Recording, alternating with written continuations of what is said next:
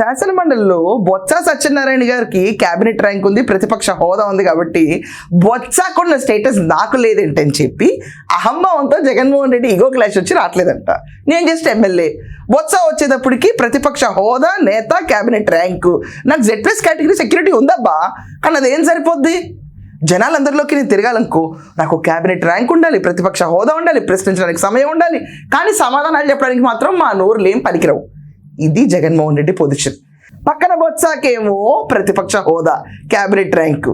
తన పార్టీలో తన ఎమ్మెల్సీకి ప్రతిపక్ష హోదా ఉన్నా కూడా జీర్ణించుకోలేని అజీర్తితో జగన్మోహన్ రెడ్డి అసెంబ్లీకి రావట్లేదని పేపర్లు కొక్కుతున్నాయి ఈరోజు. అది రీజన్ అంట, వేరే రీజన్ ఏం లేదంట. ఇదంతా చాలదన్నట్టు అచ్చెన్నాయుడు గారు ఈరోజు పెద్ద స్టేట్మెంట్ చేశారండి. ప్రతిపక్ష హోదా అడుగుతున్న జగన్మోహన్ రెడ్డి చెంప పగలగొట్టాలన్నారు ఒకసారి. ఏంటో అచ్చెన్నాయుడు గారికి అంత కోపం వచ్చింది. అండ్ హోదా గురించి ఎవరు మాట్లాడినా దవడ పగలగొట్టండి కూడా అన్నారు ఆయన. జగన్మోహన్ రెడ్డికి ఏమో చెంప పగలగొట్టాలి, అడిగిన వాళ్ళకి దవడ పగలగొట్టాలి. ఈ మాటలు ఆయన చాలా గట్టిగా అన్నారండి. మరి ఏంటో మరి అచ్చెన్నాయుడు గారికి